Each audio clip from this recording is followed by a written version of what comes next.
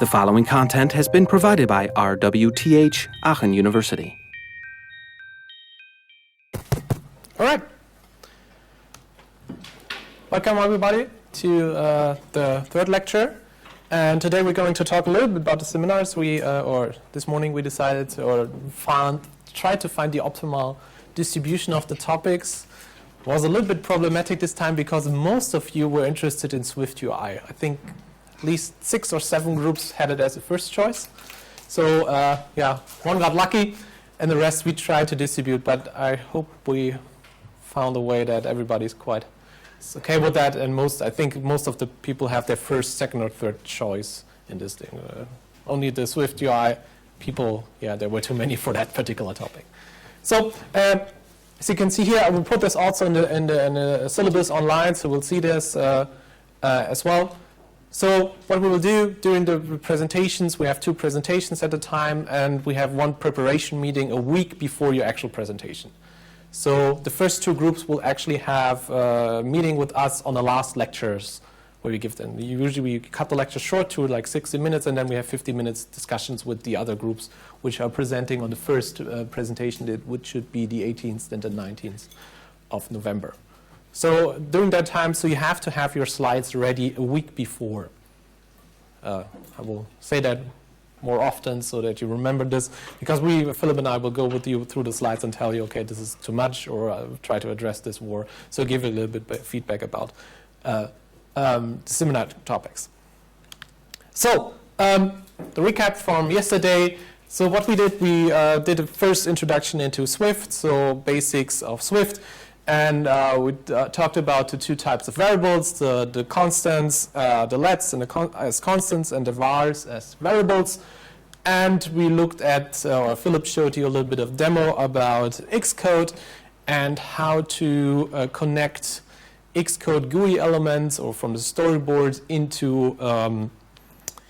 into your source code. And we learned about these little keywords, IB outlet and IB action, and which is basically from interface builders. So we have this connection. The IB outlet is the connection from the code into the GUI element, so you can change the text or change the behavior of a button.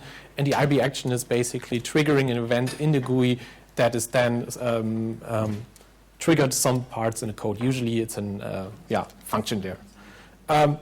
As there was a question yesterday, so you don't have to actually use the storyboard. You can do everything by yourself. So you can program this thing, so you can say, I want to have a new button, I want to place it on a certain level. And at some point, if you have a really large project, that makes a lot of sense because it's easier to handle.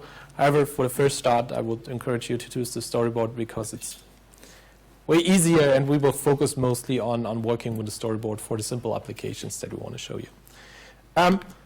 As a next step, I will give another demo about how to do debugging in Xcode. So there are several things that you can do for this typical breakpoint setting, print line commands, so everything that you probably know. And I will just show you how to do that and how to skip through these different parts of these things. This one, I have to mirror the screen. And I have to find the right Xcode project. Yeah, so this is very large, so you can actually read it. Let me just run the application. So it's basically a sprite node application, so it's a little game. What happens is as soon as I touch it, you get these little these objects here. And what I will show you is this particular part here. So this area down here is basically the debug area where you can select breakpoints. And I will just look for a certain object here where I want to include this. Where's the function that I wrote? Here. So for example, this is, I set a breakpoint in this location. That means if this is highlighted, I can also disable that. But as soon as this function is triggered, the system will stop. And this is the touched move. So that's happened actually when I click on the screen and hit and move the object. So for example here, as soon as this happens, now the breakpoint is set. So we run into the breakpoint. This application is frozen at that level. And you can have all the information that you need during that time. So here is the thread. information about so what's currently running, where I am in the thread, in which thread the current function is triggered, and you can actually have a look at the different threads, what's currently going on, and then you can actually go back to different parts of the thread that tells you a little bit about this. You can continue by clicking this button, so you can actually jump to the next level and therefore jump to different stages. That's something that you probably know from other screens, and then you can also click continue. And here, this little information out here is not sure. Unfortunately, you cannot scroll, make that larger. Gives you about information about the variables that are currently available in that particular scope. So this scope currently has this UI event, which is an event that encapsulates the touch information, and then you can basically look at through these objects and inspect them. For example, also there's an information about self, which is the current view controller here, and it tells you a little bit about, okay, this is the SpriteKit scene, it has the current label, and all the information that you need. So this is the touch point here, and it tells you information about the touch. So this is the current phase, it's currently like moved, it has certain phases, and it gives you a little bit more. However, we can also inspect more information if you need to, so you can insert queries into your code. For example, with this command PO, I can ask for, so what's the current state of self? So self is the class I'm currently in there, and you get some information about these things. And here you can actually not only see the parts of your scope, but everything that you can access. So I can also say PO self view, and gives you, oh, doesn't work, oh yeah. Should do that with this one. And it gives you additional information. So that's the top view, or you can go even further, say, okay, self, this is the upper view, and I want to have the window, and it tells you a little bit about the window structure. So you can basically, everything that is currently accessible at that point in time that you could access using code, you can insert using that. Yes? The anchor of the SK scene was by 0.5, 0.5. I thought the anchor of a scene is at the top left corner and not in the middle. Okay, that's a little bit, I can explain that. Usually the screen size is positioned in the upper left corner, not in the lower left corner. iOS starts in the upper left corner. However, SceneKit is a game engine, and game engines typically have, or often have, the starting point in the middle of the screen. That's an OpenGL legacy information, because OpenGL in a normal coordination, 0, 0 is in the center of the screen. However, in SpriteKit, you can actually move that around. You can say, I want it in the top left corner, top right corner, wherever you want to do that. That's just a specific thing for SpriteKit or game engines in general, because they usually have this normalized cube which starts from -1, -1 to 1, 1 in the upper corner. So that's just an information. But you can change that in any way you like. However, the typical starting point for iOS is in the upper left corner. That was a decision that they made. Unfortunately, if you develop an application for Mac at the same time, it's in the lower left corner. So you have to do transformations or do the transformation beforehand. So, yeah. So what you can also do is you can edit your breakpoint. You can say, yeah, disable that, but you can actually say, you can, well, no, I disabled that, and edit breakpoints. You can say, okay, it should be triggered at a certain, when something happens. For example, you can say, I ignore the first 5 steps of this, and I should trigger after the 5th time I run into that. But I can also say a Boolean information. For example, let's say, let's put the breakpoint a little bit, no, here, and we edit this, and we want to have the location, which is the touch location, and we want to have X should be larger than 100. That means that this breakpoint should only be triggered if the X position of the touch is larger than that. And I can say here, if I click here, nothing happens because I'm lower than 100, and as soon as I'm exceeding that threshold, and then it's triggered. So we can have more than just these breakpoints, which is usually very helpful if you have inputs, because otherwise you trigger that a lot. And if you only want to test something for a very specific thing, you can actually edit these things. And this is indicated by this small additional rectangle here that shows, okay, this is this has a certain condition. You can also add actions, for example, like a debugging command, so you can print out something when this is triggered, and all of these things. So this is, in addition, you can also have a look into the current state in the system itself. So it gives you a little bit about information about the CPU usage. So what kind of, how much percentage you need, what part of the of your code is currently doing what. And you can have a look at the threads, which thread is currently taking most of the power, and or which is taking the most of the stuff here. You have the memory usage, so what kind of objects are using, how many memory are currently using, what's the development over time. If you have maybe a leak, it will grow at a certain time. And the disk information about what's currently going on if you write a lot of code, and you have network information, which is currently 0 because I don't use any network, and a lot of these information. And if you can see here, this button here, it says profile to instruments. If you want to learn more, but there will be a seminar group who talks about this, and this is the application that really allows you to dive into the different states and look really at every object that's allocated, and you can create probes to look at the different environments and things. So what you can also do is you can visualize the different layers of views that we currently have, and this is basically done with this little button here. And here you can see, okay, that's the current state, and you can actually browse through these different environments, and you can see how many views are currently stacked on top of each other, and what view is currently doing what. And this is very interesting, especially for metal applications, because there it gives you the information, okay, what kind of shader is currently doing what, and what kind of geometry is currently rendered. And this is the typical error. Every time you create a first OpenGL or metal application, you usually get a black screen, because you maybe the camera is looking in the wrong direction, you forgot to add lighting, or you don't enable anything, or the geometry is too far away. And here you can actually debug this and actually look at this environment and says, okay, there is the geometry, but I'm just looking in the wrong direction.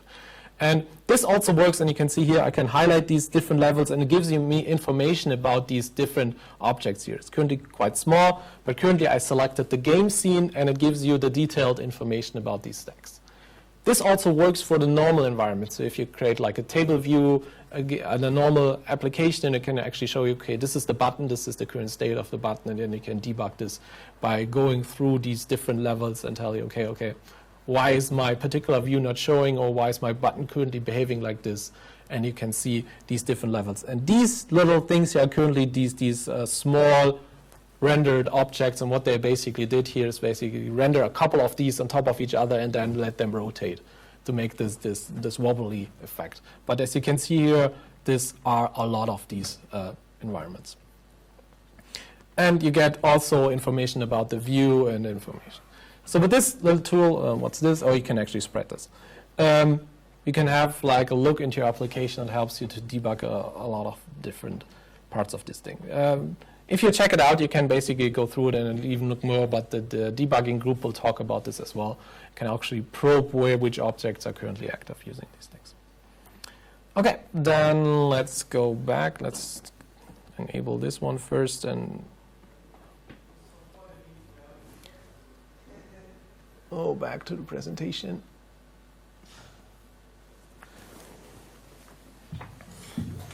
So before we actually continue with Swift, I want to give you a little hint to or link to the particular website. It's called the Online SwiftPlayground. If you don't have like a Mac and you want to learn or start learning Swift a little bit, so starting programming, this is actually a nice website where you can actually program Swift very similar to the XCode Playground. It doesn't have the full functionality. For example, GUI elements you cannot render there, but trying stuff out is very easy and very helpful, and it is actually running on Swift 5, I think. And this is something where you can just get used to it and check it out. It's free.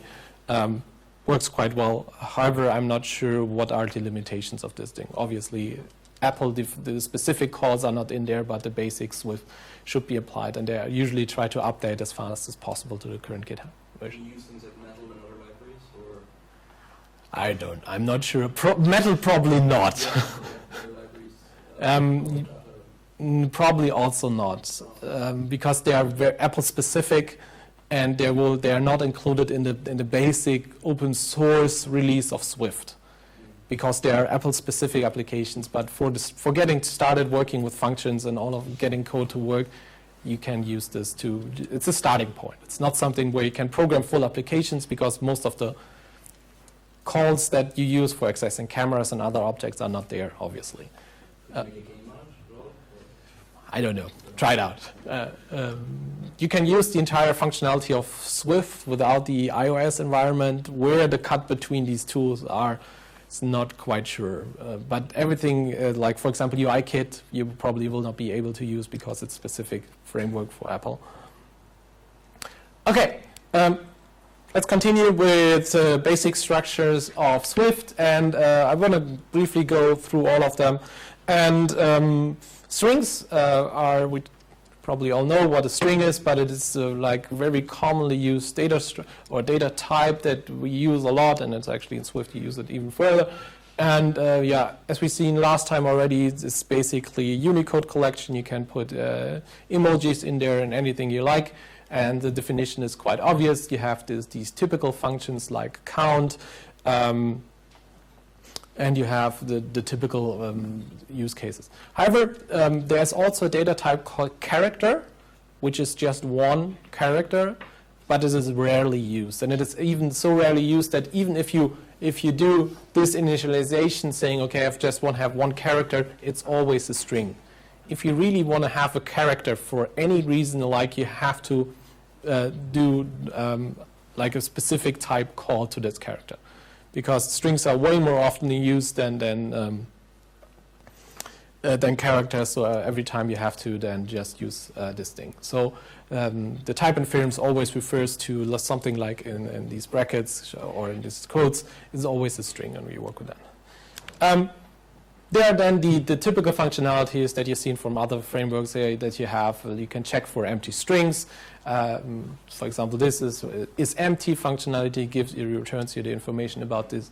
You can concatenate and interpolate between them, saying you can like use the plus operator to add two strings together. You can use add another string. You have this plus equal functionality, so very, very straightforward, similar to other languages as well. And then you have these interpolation here. For example, if you want to print out something, the typical way in other languages, you have to like write a string and then put a variable or like a percentage sign and then a value type in there, and then add them at the end. It's like a little bit hard to read at some point. However, here you can basically use this construct of using the backslash and then the brackets and then put anything in there that you like. As I said last time, it interpolates basically if this does not have this description, you give your class name, but anything else should be like integer strings, and everything should work in the same way. You can also check for equality or comparison of strings. Quite simple, but it is case sensitive. So if you have this example here, January with large J and with small j, they will not be equal. What happens is actually that Swift is optimizing strings, and they're basically mapping them on the same memory storage there. And if they are mapped on the same memory storage, they're only mapped if they're really, really equal. And every character is the same. So the distance between the two words is 0.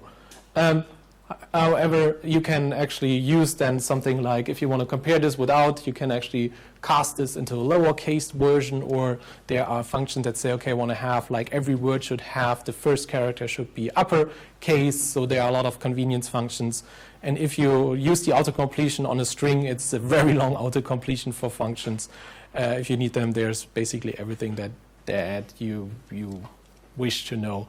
However, you can also extend that if you want to know with extensions, but we will talk about this in upcoming lectures, if you find something that string does not support, but usually it's very good supported. Okay, these are basic strings, and now we're coming to functions. As you all know, functions are probably most commonly used structure in languages like Swift or in other languages, and the typical function description has this keyword func, and then the function name, and then it has some parameters, and then you can define a return value. So with this arrow there, and then you have inside the brackets you have the body of the function where you can define whatever you want to do. So The simplest function is something like this here, display pi. It doesn't have a parameter, it doesn't have a return value, and the definition is basically display pi, then with brackets, and then this is access. And what it does, it basically prints out this information, so it doesn't really do a lot. And to call this function, you just use the display pi environment if you have the scope of this function. To add a parameter that you want to give to that function, you have this little, you have to put something in the brackets, and you always have to define the name of that parameter and the type. So in this case, it's value, and it should be an int, and it's multiplying by 3 for some reason, and then you can call it by using this value information and 10. And the same way you can also do it for multiple variables, where you just separate them by comma, saying, okay, the first one should have this name, and it should have an integer, and you can basically pass with these things. And then you have to call them in the same way. However, for these functions, you have to actually call every parameter. You cannot just leave anybody out in other languages, but in Swift, it's very, very strict. So if you have a function that needs 5 parameters, you have to provide 5 parameters. In this particular use case. However, there are some ways how you can actually change the naming conventions, how the function is called, so what the parameters should be called from outside, and how they are referred to inside. And this is here an example. You can actually define this by saying, I want to have these 2 parameters at the top. You have to and person, and it's a string, and another person is another string. And that means that you can actually define how the variable should be called. When you call the function, you can use the first 2 characters, the to and inside the function you can refer to this then with another person, so you can actually adapt the definitions or the names of the variables to your need. Maybe you want to expose something to another developer and you want to have a more clear name, but internally it makes more sense to use it in a different name. You can use this to named notification here. Another way to do it is maybe you want to have like a very simple function that's very clear. Let's say you say hello, and you don't want to have these parameters. You can imagine if you have a lot of parameters, the function call gets very, really long. It helps you to understand which variable is doing what, but maybe you don't need that. You can use this underscore at the front, basically saying, okay, now I'm allowing to have no named variables for these types.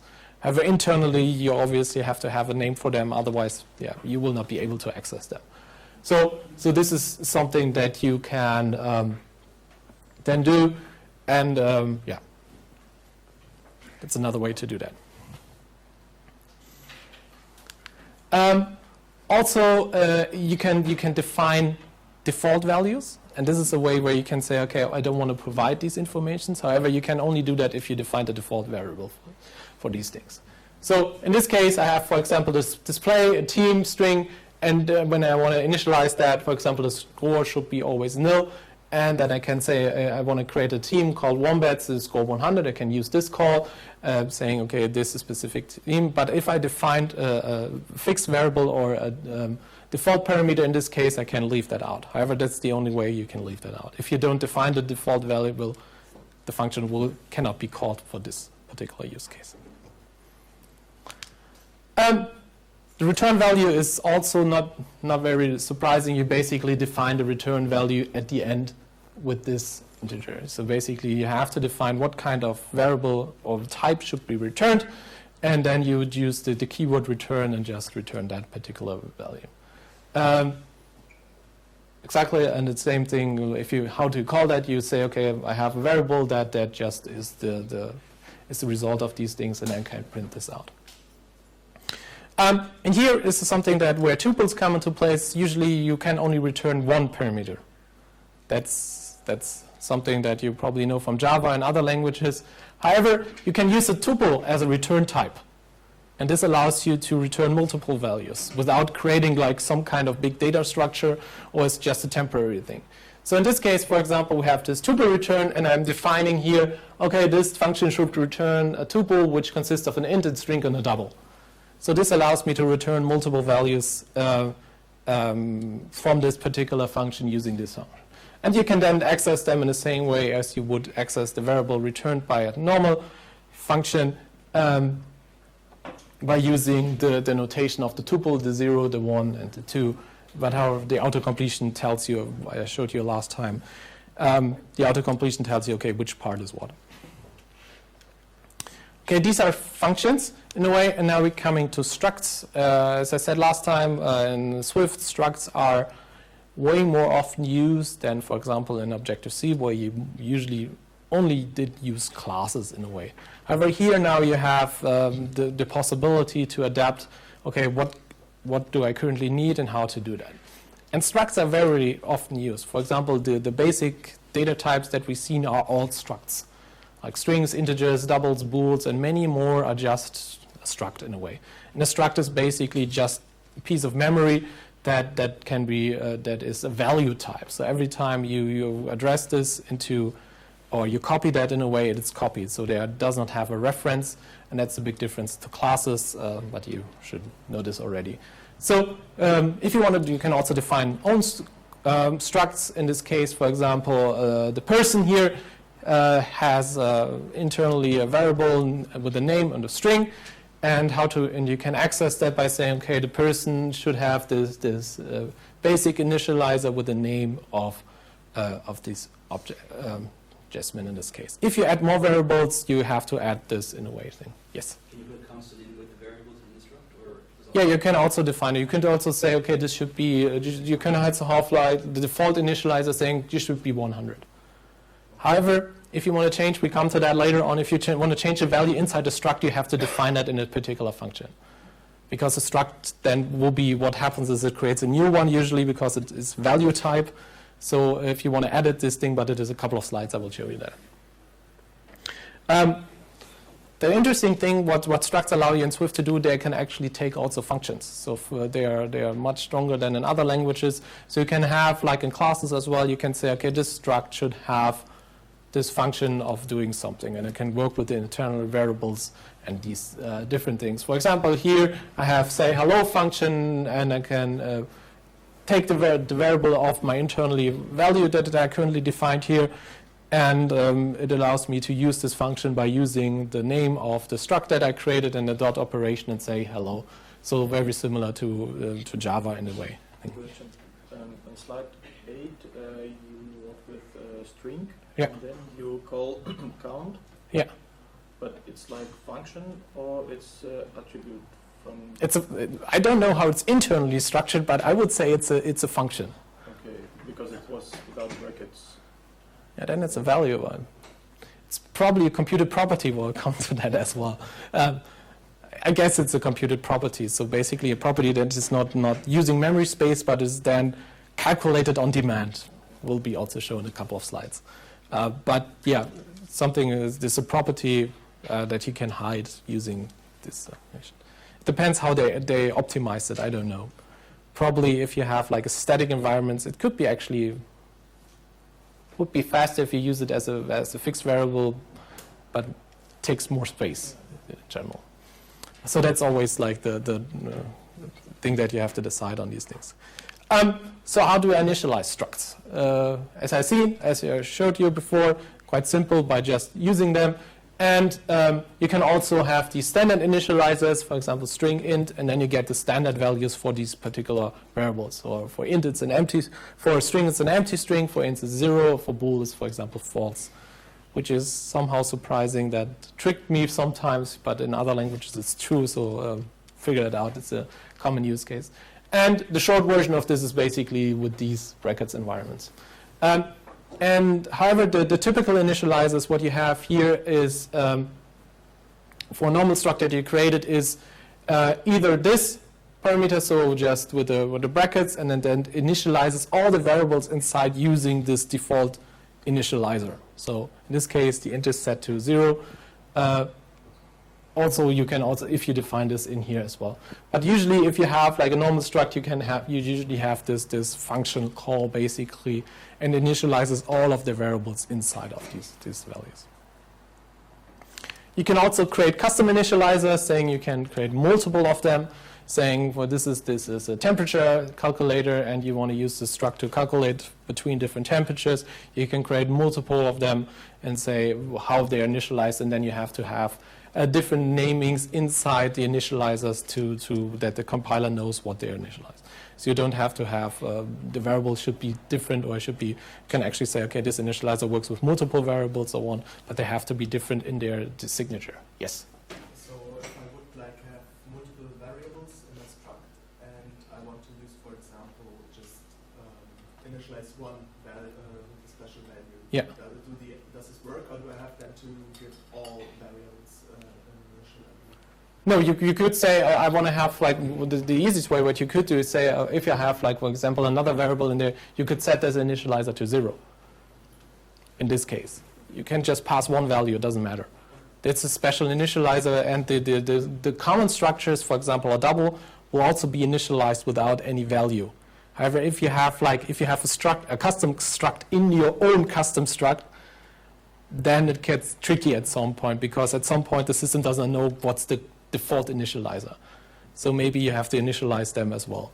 But if you have like a normal data type, like a string or a Boolean in there, will be then initialized with the default value, which is 0 or empty or something like this. And then you could use this. Yeah, that's possible. You don't have to call it. You can also say, I want to have like a custom initializer but doesn't take any argument. And then you can set some random values for Celsius in this case. So it doesn't really matter. You have to make sure that they're all initialized when the init is done, but you don't have to provide any parameter for that one. Yeah, and then you can use this. As I said, the signature has to be different, so the naming usually should be different here to not overload them. So if you want to change, however, if you want to change a variable inside a struct, there's this, you have to actually define this using these mutating operators in front of the function. So for example, in the count structure here, you want to change the count value inside the structure. And not only while you initialize, for the initialization, you can actually define what's currently going on, but while the struct is existing, you want to change the value. It is also only possible if you define this muting keyword at the beginning of the function that tells the system basically, okay, the struct is now mutating, and I have to actually change the data storage behind that and exchange a variable inside these things. And I can actually use these as normal functions as well. And another thing that's something that you're asking is our computed properties. So you can basically define properties which are not really stored in the memory, but they are computed while they are accessed in a way. And this is for example, can save a lot of memory storage by saying, okay, I have only this temperature calculator, and I want to save everything in Celsius. It doesn't really make sense to store like Fahrenheit and other degree values, because they're essentially, they can be computed on demand. And you can define this by saying, okay, I want to have this Fahrenheit variable should be a double, and then you put something in brackets behind that, and it tells you, okay, this is not something that is actually stored in the memory, but it is computed while you're accessing the variable. That's probably the count information. When you say string count, then probably something like this is behind that. So that means that the struct is quite small, because it currently has just one double and not 3, as in this case. However, if you have a very complex calculation and you call that function very often, or if you do the calculate properties very often, it takes way more time than just accessing something in memory. So that's all something that you have to keep in mind. For example, if you do like, I don't know, square roots of a large number multiple times, maybe store that, like calculators usually also do that, and don't compute that on time, because you will see in your instruments that the time for running this thing is very high. Yeah, and you can have multiple of them. You can do whatever function you want to do there, but that's something that you have to figure out. And you don't have to, for example, in here, you don't have to maintain multiple variables. If you want to change that, you just change the one, and the others then are calculated during on runtime. What you can also do, you can observe properties. So you can say, okay, I want to be notified, or I want to execute something before, while I'm accessing a variable, or while I'm accessing a variable, or I want to notify something what happens if I change a variable in my code. And you can do that with these observers. For example, we have the step counter, and what happens here is we have in this example, we will set and did set, and these functions are called, the will set will be called before the value is actually changed in my struct, and the did set is actually called after I change this thing. And you can use this for example, notification center, I changed the value in my game, saying I should be level up or something, and you can then use this to notify this thing. You don't have to observe this somewhere else.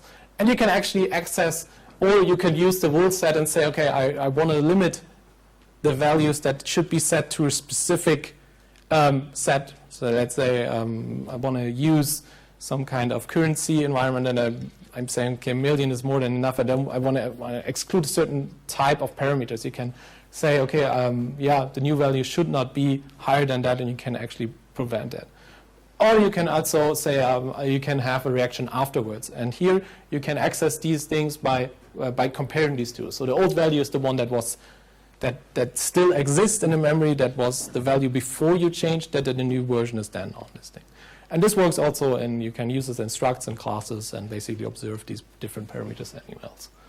And yeah, you can use this example here, total steps, and then it can print out some information in these things.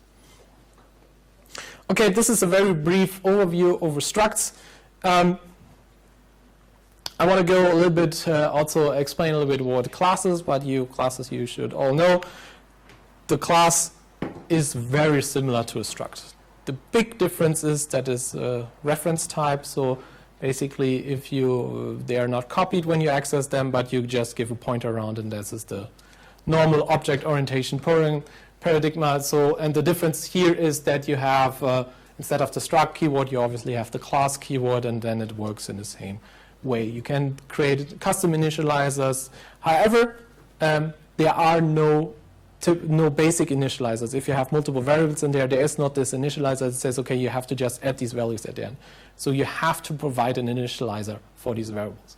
What happens here is, for example, if I would remove this here from this initializer, it will tell me, okay, doesn't work. It will throw an error, compile error saying, okay, one variable is not initialized. In a class, it doesn't work like in a struct. So you have to initialize all values in each individual initializer for a class. And you have functions, and accessing this is actually the same way as you would access a struct or functions inside the struct. The big difference between classes and structs, not only to reference types, is also that you can subclass, obviously, and something like this. And the basics concept is basically using this double point notation and then subclass from one object. Yes? Can you inherit from multiple classes? No, you can't. It's not C++. No, it's limited to one class only. But there are concepts like protocols where you can basically take functionalities from defined properties, where we will talk about this also later on. So this prevents the diamond of death in a way, what you have in C++, but you can get functionalities from different delegations or something like this. So it's basically in Swift, it's solved by protocols. In Java, they are called interfaces, so basically descriptions that you can implement. But yeah, you can subclass just one file. And you can also override functions from your superclass. However, you have to define that. You have to say, you have to use the keyword. If you have this function in your superclass and you want to override this, you have to use the keyword override. That indicates or helps the developer, okay, this is a function that was usually implemented in the superclass, and I'm now overriding this. And the compiler will actually complain when you do that. If you don't do that, it says, okay, you need to override this, otherwise it doesn't work. Also, when you initialize the subclass, you also obviously have to initialize the superclass, and you can do that by calling this super.init, and it will basically call this initializer here, and you can use the initializer that you have. Another, for example, in Objective-C, it was that you have to call the superclass before you actually do something in your subclass, but in Swift you have to do it at the end. So basically initialize every part of your code that belongs to the subclass and then initialize the superclass. It's a little bit weird, but that's how it is. And here you can actually do that using the super init. You can also use custom initializer. All right, these are classes and structs. Now come to more also data structures will come collections. So basically how you can have groups of different objects, and the most obvious ones are arrays and dictionaries, and they usually work very straightforward. As other collection classes, there are a lot more. There are maps, there are sets and other things, but they essentially work the same way. And they are indicated by these square brackets, and here also as well. So the array is basically an array of strings in this case, and you can store any value in there. You can extend this. If it's a var, you can add objects, remove objects, resort them. If it's a let, it has a constant size if you define it, but they are not fixed in size. However, arrays can only have to have a certain type. So you cannot have an array which consists of a string, a double, and then something else like a tuple. There are ways around this, which we'll talk about in the upcoming lectures, but usually each array has a certain type. You can also say it should have a type of a certain protocol, so every class that implements a certain protocol can be placed in there, but usually you're limited to one particular type, or there are some ways to do with generics later on, but this is the thing. So and arrays are then straightforward. In the same way, you have dictionaries where you have a key that has a hash map to a certain object. And here you can actually also decide, okay, I want to have as a key can be anything, and the object can also be anything. However, here again, they can be different. As you can see here, the key is a string, and the result is an integer in this case. However, you have to define this as well. It cannot be that at some point it's a string and the other point is a double and change it around. But you can have different types for keys and for values. So as you see here, string can be anything in there. You can also have custom classes works as well. You can have like a custom struct could be the key, and the other value could also be key. They have to then fulfill some kind of hashable property protocol, which we'll talk about later on. But essentially, theoretically, it works. The big difference is when you come from other languages like Java is these are value types. So every time you select them somewhere, they are copied. And this changes the way of, for example, for me, yeah, you look straight. It's getting weird. So that was the biggest difference for me, actually changing from Objective-C to Swift, because I usually was used to have like one large array pushing around into different levels. Yeah, it doesn't work.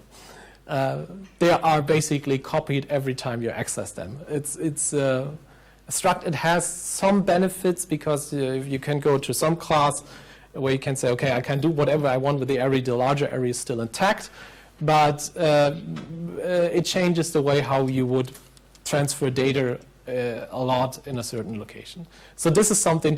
For me, it was the hardest thing to change when I changed to Swift. This was the biggest error I did, and I always had a hassle to figure that out. And it's also true for all of the other collections, so set, dictionary. So it's not just the array, it's all of them. It's a decision that they made, and if you want to understand it, there's a very, very large thread in the GitHub of Swift where they talk about pro and cons about this. It's up for years now. Some have them, actually some of the designers of Swift have some good explanations if you're interested in this to define this. Okay, so how to define an array? As you've seen, you can basically use just the brackets here, and the simplest way is basically by using this data type in a bracket, but you can also use this notation of saying array, and then with the smaller and larger signs to use an array, or this is a very simple version, so these are all valid versions, and they're directly initialized at that point. So now, if you execute this code, you will have just 3 empty arrays without any value. Or in this case, it's just one. It's just overriding these things. And there are some how you access an array. You can actually have some convenience functions for arrays, like repeating values. You can fill an array with certain values. For example, this is now 100 zeros put in there for some reason if you need that. And accessing these arrays are quite simple. You use the bracket operation as well here, saying I want to access the first one, I want to access the second one, and whatever. Do same way the other way around. I wanted to exchange that, setting these values, just accessing point, and adding, appending, and replace. So appending is basically putting one at the end of the array, but you can also say I want to replace something in the middle, I want to add something in the middle. So also has a gigantic list of convenience functions you can use with arrays and dictionaries as well. So all of these set collections or these collections have these modification environments. For dictionary, very similar. However, here you have to define these two variable types. You have to define the key first and then the value. So in this case, this dictionary has a string as a key, and the integer is the value here, and these are just three types of how you could write this. And to you can set this up here, and if you want to access the values, you can just use the notation and put the key where you will have the number of the array in there. And then you can also use the old value of these things and access these values. So you can have like something, this is in a convenience function, gives you, I still want to use the old one, but I want to update this one. So it's basically some kind of did set value here, like an observer in this case. You can also have, like in dictionaries, you have some convenience functions where it gives you the arrays. Say, okay, I want to have like all the keys in there. I want to have all the values in there. However, since this is a hash map, it's not deterministic how the order is. In the array, obviously, you have like this clear order. But if you call this function 3 times in a row, does not mean that you actually get the same order of the array in the same time, because it's a hash map. Can be anywhere. In this case, it's probably the same, but if you have large objects, there are a lot of differences. So you cannot prevent this. What is different by accessing a value in dictionary compared to an array is that it could happen that the dictionary does not have the key that you provided. Because in this case, I'm setting here, okay, I'm asking for the value of Luke, and I never set Luke to my dictionary. There's no value behind that. And what actually happens is it returns an optional, what we talked about last week about this, where you have to first check, okay, does it really exist? And if you don't do that, the application just crashes, because the object, there's nothing to return. And the simplest way to do that is by saying, okay, if let my score, and then you ask for this thing, and then you have this if statement, and inside this if statement is only triggered if there's something stored in my dictionary before I actually go through these things. Okay, these are a quick overview about dictionaries and arrays, and I want to go a little bit into enumerations, for loops and while loops. And so the simplest for loops, so while loops are very not often used, I guess, but mostly you use for loops. And for loops are basically, can be written in a very different way. So the slide gets very, very full with a lot of different variations of for loop. But the simplest one is basically where you say, okay, I want to have like a for loop which goes from 1 to 5 and can define this by saying for index in 1 to 5, and this is just looping through these environments. I can also say I don't care about the index because I will not use it. I just need something that counts up 3 times. I can use the underscore notation saying, okay, I want to just have something 3, and actually the compiler will tell you or gives you a warning if you inside your for loop you don't use the index. In this case, it says, okay, this is not used. Maybe think about using it, or yeah, maybe get rid of it to make your code a little bit more optimized. You can also use enumerations similar to this thing if you want to go through arrays in this case. And here you have this array of names, and you can just say for name in names, and it will just go through all these values in these lists. And you already have assigned, so you don't have to say, okay, I have an index from 1 to array count, and then say, okay, I want to have a variable inside that defines, okay, what's currently in that array. You can basically say, okay, for name, that should be array element number 1, 2, and 3 while it's iterating over these things. Also works for strings. in this case, I'm just transferring this to characters, and it basically says, okay, I divide the string into a set of into an array, and you can access then every character in this array in the same way. There's another nice introduction when you want to have, like, for an index, where you want to know in which part of the or in which cycle of my loop I'm currently in. You can use this tuple construct here, basically saying, okay, I want to have an index, which gives me the indication in which current loop I'm at, and I want to actually have the value of that object. And here you have to use then this enumeration keyword at the end that allows you to do these structures. So what happens here is now I'm not only getting each character every time I loop this, so I'm getting the A, B, C, D, but I also get the index of, or the state of the loop. So I get 0, 1, 2, 3. I'm actually know where I am in my array without having to define, like, had to set var index 1 before the thing and then have, like, so basically removing 2 lines of code by having an index plus plus at the end of your every time your for loop. So this is a nice addition to that. However, you have to use the enumeration statement at the end. It also works in the same way for dictionaries, because with dictionaries can enumerate over dictionaries and you get a tuple of the key and the value in the same time. So basically you can say, okay, I want to have, this is my dictionary, and I have the vehicle name and the vehicle count, and I want to have both at the same time. Because a lot of times if you want to know what's in your dictionary, you want to change that, and you get basically these tuples, and then you see that the tuples are very powerful and often used in a way. While loops, as I said, are not very often used, but they work essentially the same. We have this typical construct while some Boolean information. It does something for a certain amount of time, but you can also stay these typical while definitions here, and you have to have a breaking condition. There are multiple ways. You can also have a do-while structure, but they are rarely used, and they work the similar way as Java. You have to have, like, a stopping mode, and yeah. However, in most cases, since the for loop has way more convenience functions than a while loop, I've basically never seen while loops in coding environments. Okay, this is a first introduction into our next level of Swift, and we want to go a little bit into UIKit. And basically, we currently talk just about coding environments. These are the parts that you probably also can do without having a mobile device, because these are Swift, which also would run on the Windows machines. But now we're coming a little bit more specific into iOS. And iOS has a basic framework that's called UIKit, or Foundation, or UIKit, and that includes all the graphical environments that you've already seen. So you have buttons and navigation bars. I will go a little bit over these elements.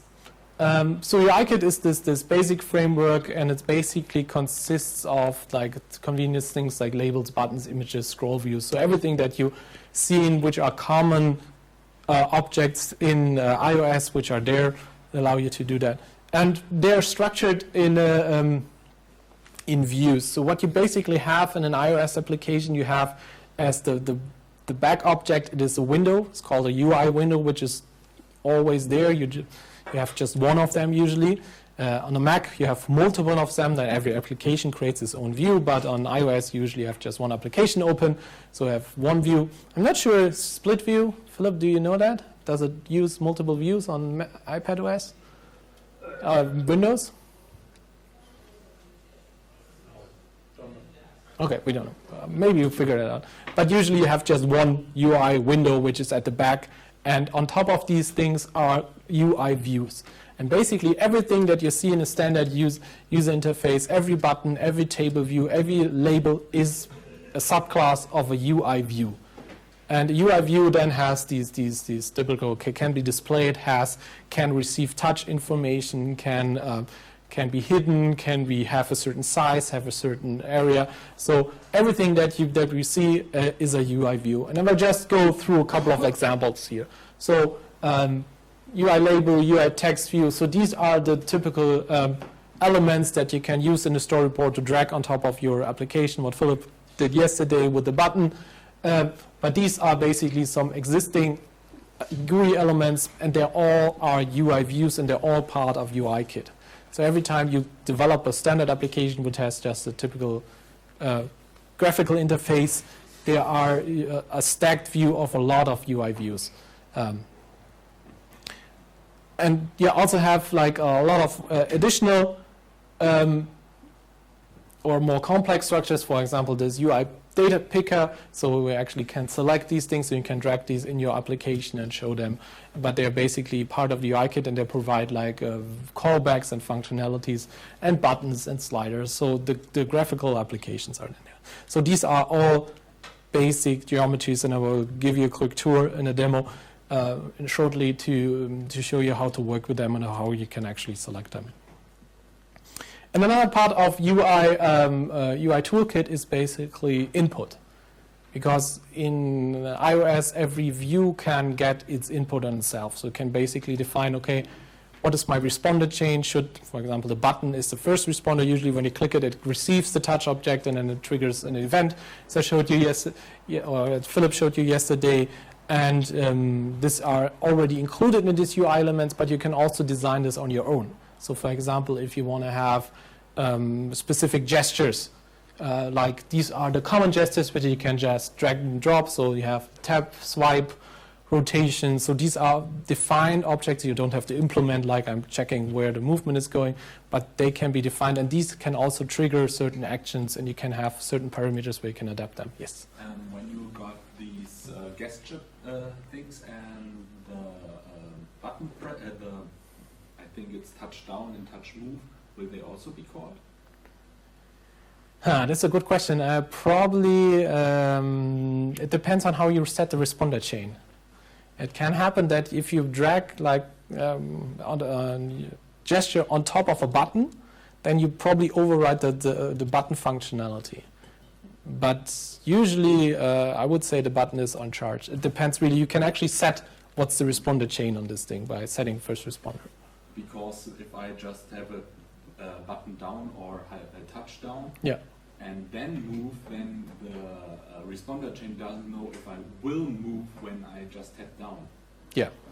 So, but then you have like some concurrency issue, which one is in charge, but you basically set that using this responder chain, saying, okay, and I would probably say in this time you really have to define this by setting, okay, this should be my first responder, not the other one around. Because it could be that it's not deterministic. I would imagine that it could be running into these issues. And so these are fixed there, and you can actually customize them a little bit, but you can also customize the behavior of a button, for example. Usually in iOS you have event on release, so a touchdown doesn't do a lot, but you release, the action is triggered. But when you define the action, you can actually set that. You can actually say, okay, it should be triggered when I touch the button or when I release the button, and you have a variable to define these things. However, if this is still not enough for your application, for example, for games, you want to work with just pure touches, as I showed you in the first demo where we have these up. You can always implement a custom view controller, and you always can override these functions. And these are touch begin, touch move, and touch end. So these are the three states of a touch input. It can be, you have just one touch begin. You have then unlimited amount of touch move every time you move, like 60 hertz. It triggers these events, and you have one touch end for each touch individually. And these information are provided. It gives you like a set of touches, because you can have multi-touch environment. You maybe want to do a swipe gesture, or where you have multiple fingers. You just don't get one information, you get a lot of them. And these are basically then called in your views, and you can have multiple views, and then you also have to set which one should take these touch points, and you can just override these things. Okay, I want to do a little demo to show you these different parts. Where's my mouse? These different areas where you have. So maybe I show you the debugging app to show you, okay, in this case, since SpriteKit does not really have these convenience functions to touch down, or we have this custom information, here in this application, they are basically override. As you can see here, this is overriding touch begin, and it gets the set, and I'm initializing basically a label, and this is an action basically triggering some kind of event. However, in a standard application, you don't have to do that because it's basically directly included in the application itself. So, the screen resolution. To show you this, so what we have here, here's my application, and I'm clicking this button, and I say I want to have like a tap gesture, and I just can drag it to this particular storyboard, this particular view. Now I have this tap gesture, and this is triggered by this information, and I can here set some information. It's quite small here, but it says, okay, it should trigger when it's tapped once and just with one finger. But you can actually set that, okay, should be triggered when I do it 10 times with 10 fingers at the same things. And they can define for each gesture recognizer, you can define specific parameters that allow you to tweak these things, but at some point, especially for gaming and stuff where you have to develop these things on your own, and you will go away from gesture recognizers. For example, some UI elements like a map view or image view already have these gesture recognizers implemented. So if you have like create a map application and you load a map view, the zooming, panning, and scaling is already there. So you don't have to add additional gesture recognizers, but you can just use them in a way. These subclasses provide these functionalities directly. So how can we include this in the same way as Philipp just did last week? I can just drag this in here and say, okay, this is my action view, and should be, I call this tapped, and now I have this IB action here, and I say, okay, just tap, and if I run this, I have this functionality, as you can see here, and you can do that with the same information as well.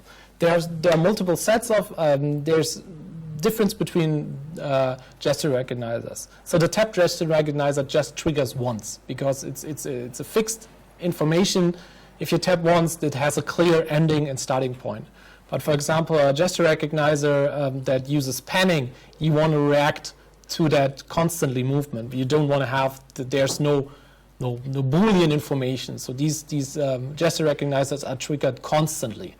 And and you can react to that in the same way. So for example, if you have like a zooming environment, you want to zoom an image, it triggers that every time you zoom this. This is hard to simulate in a simulator because I only have this. So another thing is you can actually simulate that here. I have multiple touches, you have to do that on the device. Yes? The sender isn't completely random with location. Yeah, the sender in this case, you can actually let me do another one to show you that you can actually define this. What you could do, you can have multiple objects triggering the same action. That's the typical use case. That's why this any is defined here. So anything can trigger this. It could be triggered from another part of the code. It can be triggered by a button, by a tab view, or by anything else. And the any means basically it's like any. So what you get here is, if you would print it out, you would get the current instance of that object or that triggered this. However, you would have to cast it to use it because any does not have any functionality, it can be anything. However, you can also define this here if you're really sure that, where is it? Nothing, awesome.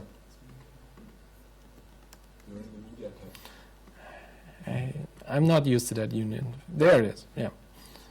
Let's do the tap. Oh, I already set one. But you can actually, if I remove this again and say, okay, I'm throwing that out here, and wrong button. I drag this in here. I can define actually that it should be just a user. Okay, now I broke it, but you can. There's some weird stuff going on with XCode. But you can basically, by creating this action, to say, okay, it should be just should not be any object, but it should be the object that I just used. However, if you then access this IB action from somewhere else, it works until you access the sender, because the sender thinks, okay, it's a specific object, but it isn't. So that's something that you have to make sure. You can test the object type by something like instance of? Yeah, will come in a lecture. There are a lot of ways how you cast between different objects and you test in the ways. But it's something that we will show you on later on. All right. So this is how you can set that. So it's basically gesture recognizer are handled in the same way like a normal UI element. Basically, it's not a different thing to a button or something like this.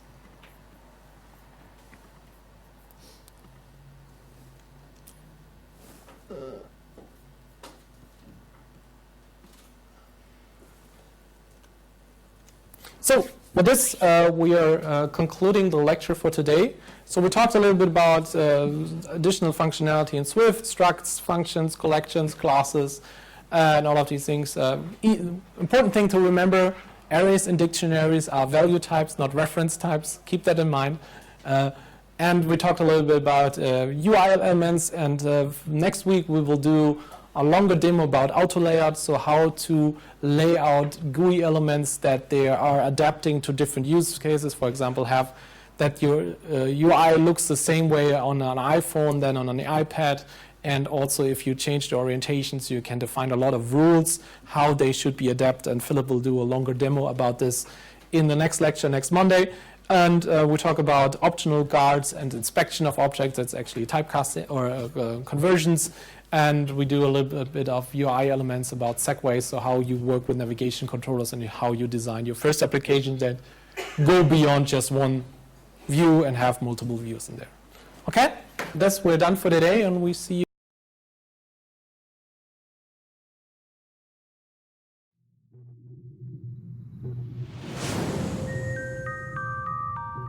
This content was provided by RWTH, Aachen University.